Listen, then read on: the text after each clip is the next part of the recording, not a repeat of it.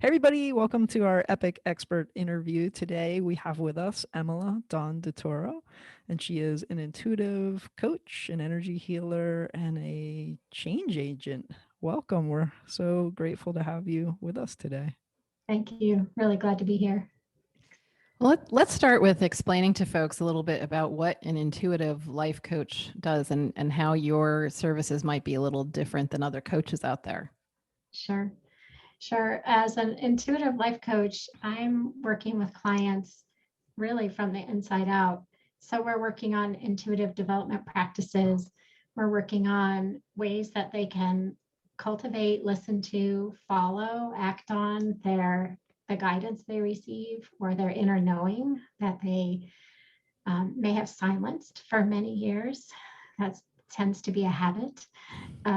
That we have a lot of intuition and are in touch with that guidance when we're very young, and then we move into school and the workforce and we do what we think we ought to do. So I often work with people in unraveling those shoulds and ought tos and helping them really listen to what they know to be true and what the next steps are for them. And so those transitions or those changes could happen in their career or relationships or where they live in the world. But it's a lot of unraveling learned behaviors to silence their intuition, and then being able to build new capacity and new behaviors around listening and acting on it and changing their life to be more aligned with what they know and what their soul knows is best for them or will bring them more joy and freedom. Tell us a little bit about how you even got interested in being a life coach and an intuitive coach. And I know reading your website, you had an event that occurred in I did. 2004. So tell us a little bit more in depth about how that unfolded and how you are where you are today from it. Sure. Yeah. So for much of my early career, I was in student affairs and student services and higher education. And in that role, I did a lot of coaching and advising before coaching was a thing, right? It was just part of how I interacted and worked with students and the staff I supervised. And I was at the University of Arizona in Tucson working on a PhD and working for the program in integrative medicine there as a researcher. I was doing yoga, living a life in therapy for the first time, learning a lot about myself. And I was in a car accident, a rollover car accident. And my car was hit from the side. The car rolled over, spun on the roof, slammed into a post, and I woke up hanging from my seatbelt, wow. Just kind of looking down, going, huh. And the outcome of that, like there was nothing, I had no scratch on me. There was nothing physically that you could see. No bone was broken. Of course, I had the trauma of the airbag slamming into my chest, and my head was shaken and stirred, as my friends used to say, you're shaken and stirred. And that shaking and stirring, obviously manifested in a head injury. And the outcome of that head injury was pretty immediate psychic capacity. I was beginning to see ascended masters and teachers in my living room.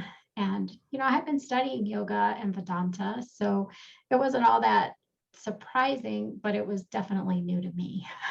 So over a few years, I started to integrate that capacity for actually reading psychically and then knowing things intuitively. And as they say in the business, my hands got hot and suddenly I could be healing people and animals and myself with the energy that flew through my hands, literally flew through my hands. It was so hot in the beginning. So after living with that for 4 or 5 years and struggling with healing the head injury, I had an experience with a healer here in Santa Fe that unfortunately is no longer with us. His name was Lee Cartwright, and he helped really heal my brain so that I could integrate the left and right sides of my brain. I had been very left brain previously, and then I was very right brained living in any other worlds and the land of possibilities. And so he really helped me put those two parts of myself and my brain back together. And I enrolled in a coaching program to integrate the intuitive work with coaching, a coaching model. And I knew going into that coaching program that I wanted to come out the other side with a new coaching model, a way to integrate coaching, intuitive practices, intuitive development, and energy healing to help people get unstuck and unwind all of those things that get knotted up in our body, in our being, in our soul, in our energy body over years of living less aligned with who we are, in a deep way. So that's how I came to be doing this. And I love it. The car accident was in 2004. And I opened my coaching practice, my intuitive life coaching practice in 2010. So I've been at it for about 11 years. Great. What do you say to clients who that don't think that they're intuitive? Oh, everybody's intuitive. We really start to explore, usually in childhood, the ways that they knew things. And we start to look at playing, right? Because our intuition comes through most clearly when we're children, when we're playing, and when we're adults, when we're not thinking, right? We have to kind of turn off that thinking mind. So when I work with clients who say, I'm not intuitive, I don't even know how to sense it or know like what, we start there, but then we also look at the different ways one can be intuitive. So you can see things, you can hear things, which is clairaudience or clairvoyance, seeing things. You can sense things, which is clairsentience, and claircognizance, just knowing things. So we talk about the different kinds of intuition that are out there and what they notice, like what sparks an interest in them. Oh, I had that, experience a while back. For some people, intuition comes in dreams. And so I don't do in very intense dream work, but we can at least identify if that's the pattern for somebody. So that's how we start, because we're all intuitive. We are all connected to our soul. We're all connected to something larger than us.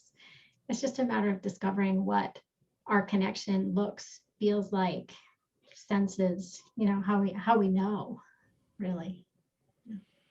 Fortunately for us, we didn't have an actual rollover car accident or anything, but at one point we had an an interesting experience where the car spun out of control, went across the road and down, and we asked later, like on the angel board, like, Yeah. what was this about? And what we heard was it was a fast forward in consciousness.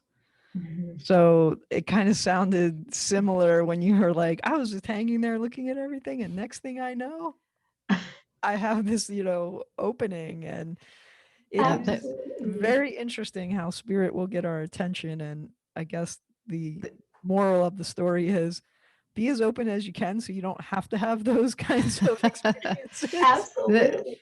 I say that to clients too. You don't have to have the 2x4 across the head Yeah. to become intuitive or to follow your guidance or to follow your soul. You can listen, you can have near experiences like you did, right? Just a wake up call. Right. Doesn't have to be that that violent, really.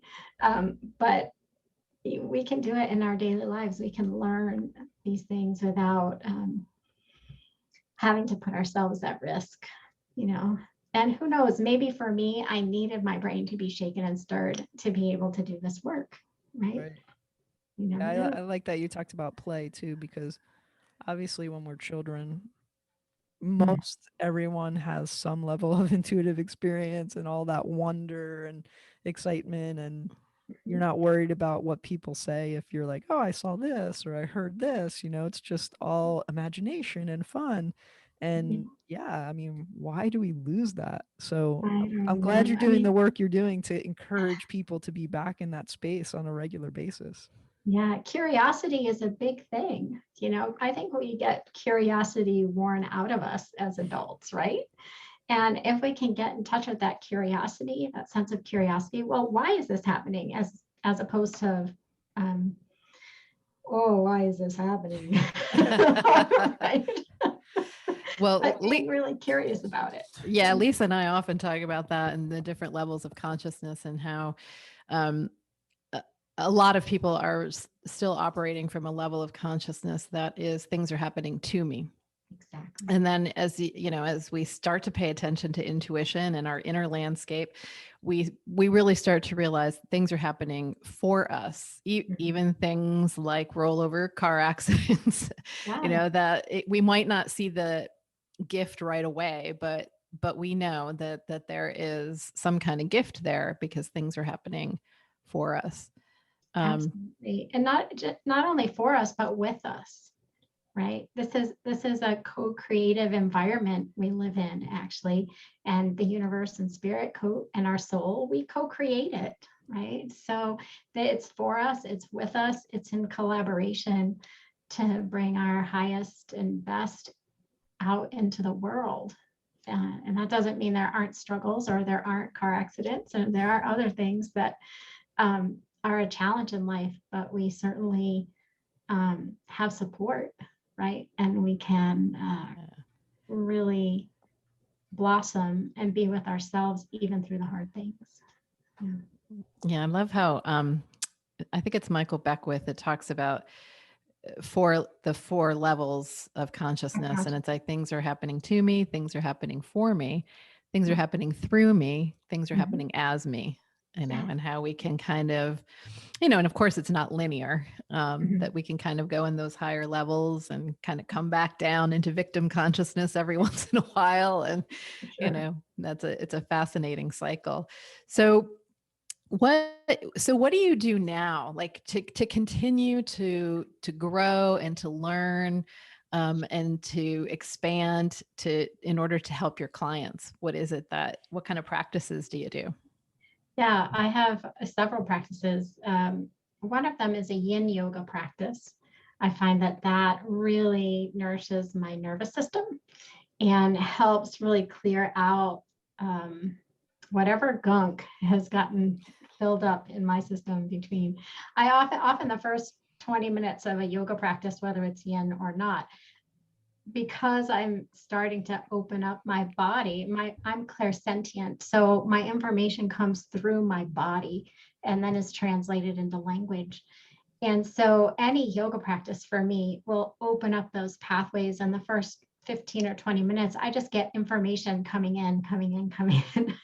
And I often have to just have a recorder next to me and I just talk it out loud so that I can get on with my practice. And then it stops. It's like reopening the channels.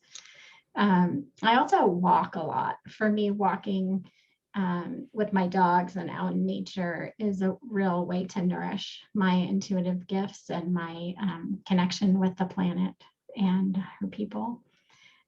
From the coaching perspective, I'm an ICF, International Coach Federation certified credentialed coach at the PCC level. So I am required to do 40 hours of education every 3 years to renew that credential. So I'm often attending coach trainings. And recently I did one on metaphors and did one on storytelling as a method of coaching. And I love that kind of intellectual work. This piece for me is being able to integrate the two, right? Integrate our intuition and our intellect. So I really enjoy those kinds of trainings in the coaching world to expand my coaching capacity. Because I don't always work with people who want to consciously work on their intuition. So I like to be able to be kind of I don't know that I'd say I'm a run-of-the-mill coach, but to do more direct coaching strategies if that benefits the client as well. Yeah. Yeah, we have to meet people where they are. Yeah, for sure. I do a lot of guided meditation. I'm not such a fan of just sitting down and meditating. I find yoga works much better for me as my form of meditation. But I do love guided meditations, and those are those are kind of the main ways. I think seeing clients is one of the greatest ways of keeping up with my intuitive gifts, right? Because it stretches. Right. You know, everybody comes with different questions and different ways of sensing and seeing things. So that stretches me as well. Yeah, storytelling's extremely powerful, and everyone has a story to tell, but sometimes they either have to be coaxed out of them or they don't have somebody present enough that they can share their story and be vulnerable. So that's a great tool. Storytelling can be very activating, right? When you hear a story that's similar to your own or that sparks a reminder of something in your life, you can really learn a lot of lessons from that and have a change in consciousness from hearing a story, from the energy transmission of a story, or from telling a story from a different perspective. So if you're wanting to shift from a victim mentality to a different way of being, then you can tell your story from a different orientation, and it will change consciousness. It'll change the way your brain thinks about that experience. Yeah, it's very powerful. I love it. Well, yeah, and those are some of the words that are on your website too, right? Is presence and empathy. And so that sounds like, you know, there's a really empathetic space that you're holding for people to have them tell their story and to unfold another layer of who they are. Let's talk a little bit about your energy work. You do energy alignments. So tell people a bit about what they could experience through that avenue. Sure. So energy body alignment is the energy work that came through me after the car accident. As I understand it, I'm facilitating a conversation between the client and their higher self and their guides and angels. And so I'm really serving as a conduit, and the guides and angels and their higher self are working on unraveling and unwinding beliefs and behaviors that are held in their body, in their energy body or their physical body. So I think of it as, or I describe it as unraveling a ball of yarn, right? So all of our experiences, positive and negative, and particularly the negative and confusing ones, tend to be stored in the body and in our energy body, and they get knotted up. And the energy body alignment helps to unknot those, kind of helps people get unstuck on the energy level. And when we do that work internally, then we find clarity and we're able to take the action in our real life, so to speak, and or on the planet life, you might say. So what we find is that when somebody is particularly stuck in some aspect of their lives and they can't really see a way forward, they'll often show up on the call, our coaching call, tired and unable to really speak or want to speak it out anymore. And we might choose to do energy body alignment that day, and they can just relax. I'll do the energy work. They'll have an experience of it, and we'll talk about it at the end. And quite often within the next few days, sometimes hours, they're able to see more clearly and make some decisions about what to do next. I just had a coaching client who was looking at moving, and like they were just feeling stuck in their lives and they weren't sure like how to shift it. And they were both retirement age, but they weren't really thinking about retirement. And after the energy work, a couple days later, she had this conversation with her husband. And they were like, well, wait, we could just retire. We don't have to look for like big serious jobs. We could just retire. And we don't have to stay here. They were in a city that had a very high cost of living. We could just choose to move to a place where the cost of living is lower and our retirement will support us and we can get part-time jobs. And she called me a week later for our coaching session, and everything about their life changed right from there. And within a few months, actually, they had moved across the country, they bought a house, and they were settling into a new life that just felt more aligned to them. But they just she couldn't see it. She couldn't imagine it without the unwinding. And when all that was unwound, it was so obvious she couldn't not see it anymore. Right. So that's what happens.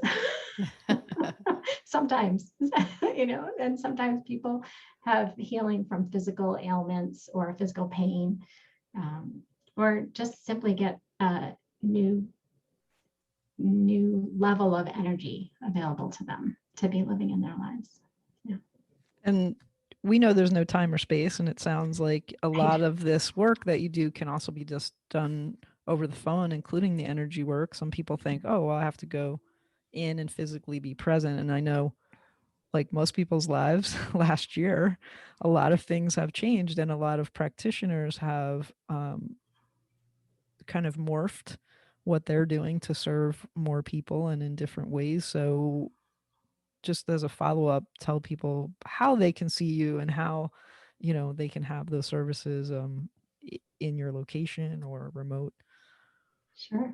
So I've been working remote for the whole 10 years of my practice. I have at times also had an office, and I don't have an office right now. I'm looking for one in Santa Fe. I'm in Santa Fe, New Mexico. So probably by September, people could see me in person.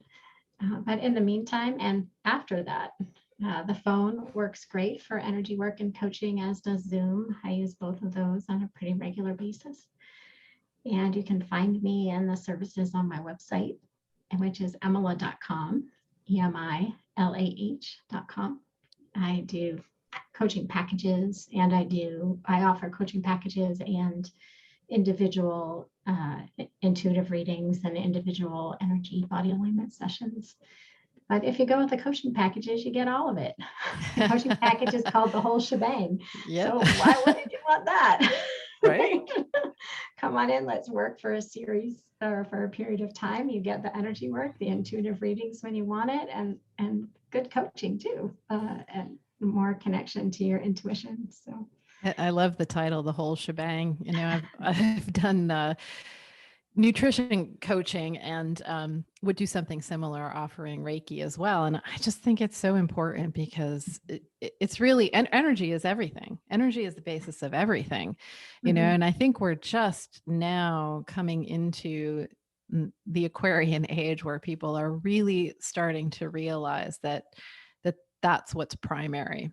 And you can, based on what you're saying about how the energy body alignments help people in all areas of their life.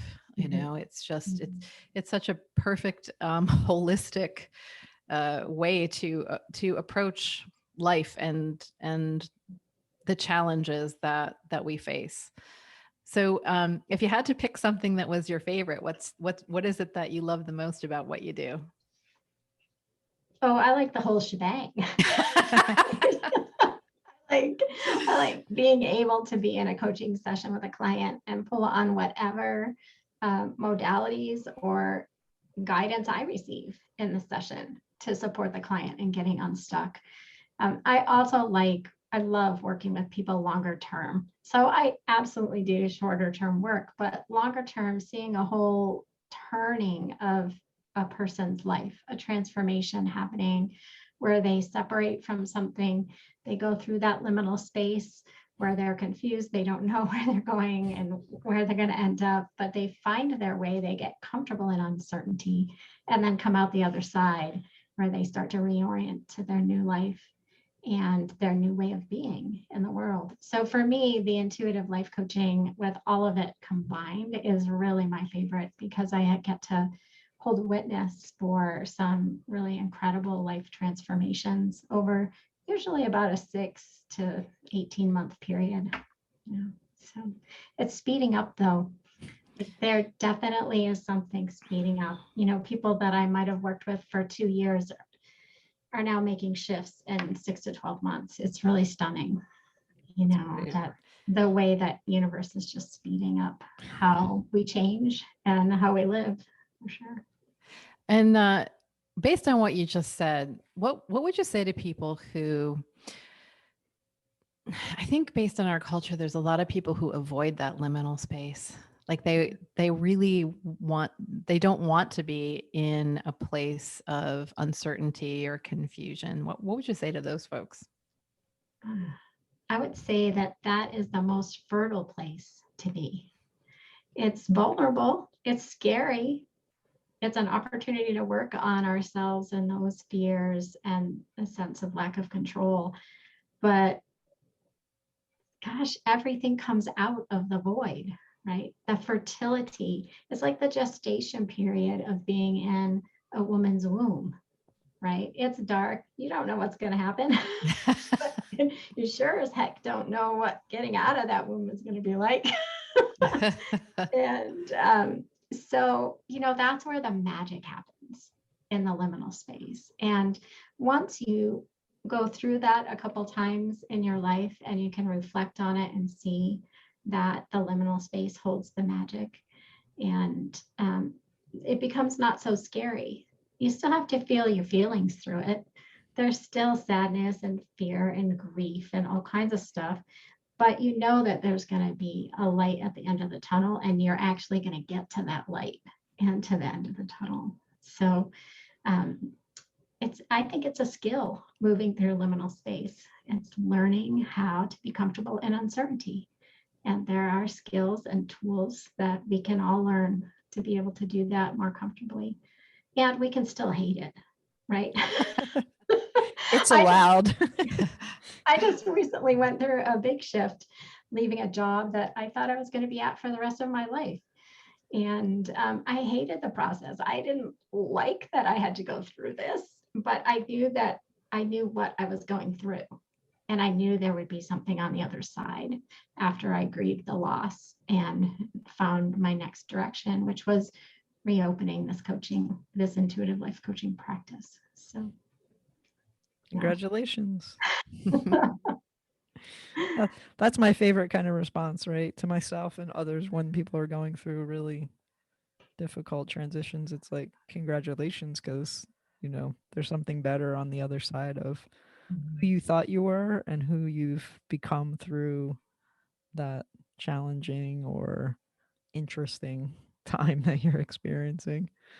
So, you also do some online retreats and events and things. Can we talk about that a little bit? We sure can. So for many years when I was working this practice full time, I offered a women's winter retreat every early February, late January, early February, where we explored composting the previous year and co-creating the next year.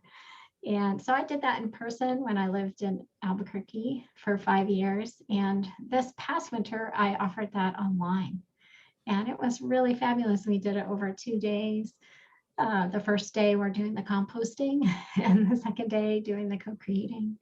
So this winter, I'm going to try it in a little different format. We'll do a 6-week process so that people around the world can do it. You don't have to be confined to your house for 2 days, which I think nobody wants to do anymore. So that'll kick off towards middle to end of January, and do a 6-week women's winter retreat online, do a different piece of it every week through a Facebook group. And then I probably will also have one in person here in Santa Fe. So that's one of the online events I do. I also do online women's coaching groups, and you can get more information about those on my Facebook group called the Dragonfly Den. And we haven't really talked much about why the dragonfly in this conversation, but essentially the dragonfly starts life as a nymph and molts many times in the water before crawling up on the grass, where the water becomes the energy that pushes out the wings and creates the eyes and allows them to take flight. And that whole process happens in the middle of a very vulnerable and dangerous place on a little blade of grass next to a river. So I think it's a great metaphor for life. Like, that's how we change in the middle of our lives, right? We're asked to do transformational work.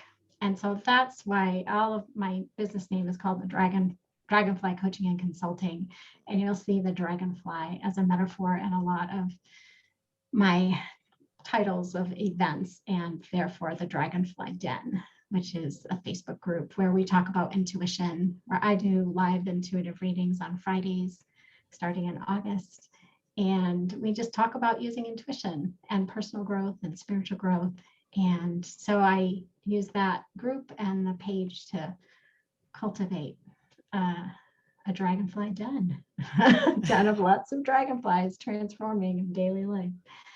And so those are a couple of things I do. You can also find me on LinkedIn and Instagram, although really Facebook is my place, much to my dismay. I would really like my place to be somewhere else. But I find that Facebook is where many midlife women are. And a lot of my clients are midlife women. So that's where I hang out most of the time. Well, thanks for sharing that about the dragonfly. I remember now that I hear you talking about it, that you wrote an article for E.P.I.C and you explained that very process about the dragonfly. So thank you for that. So we like to ask people if you could go back in time with the knowledge that you have now, what advice would you give your younger self? Gosh, get out of your left brain. Don't be so serious or controlling. Right? That took me a long time. It took a car accident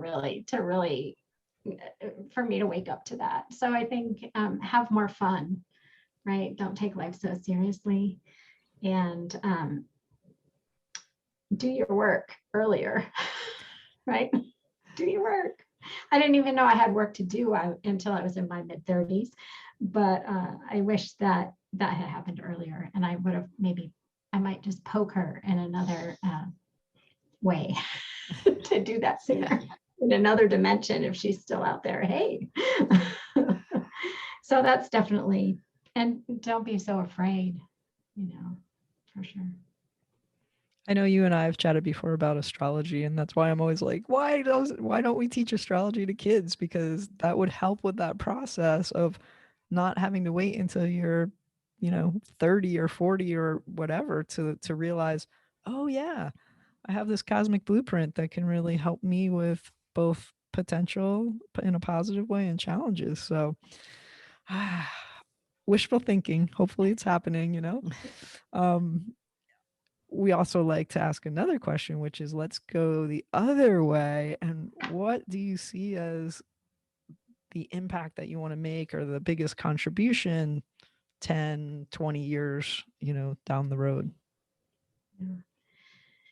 Well, I really believe that the more of us that move from this inner guidance and inner wisdom that includes what's best for ourselves as well as the planet and the beings around us, the more we do that, the more peaceful and connected of a world we'll have.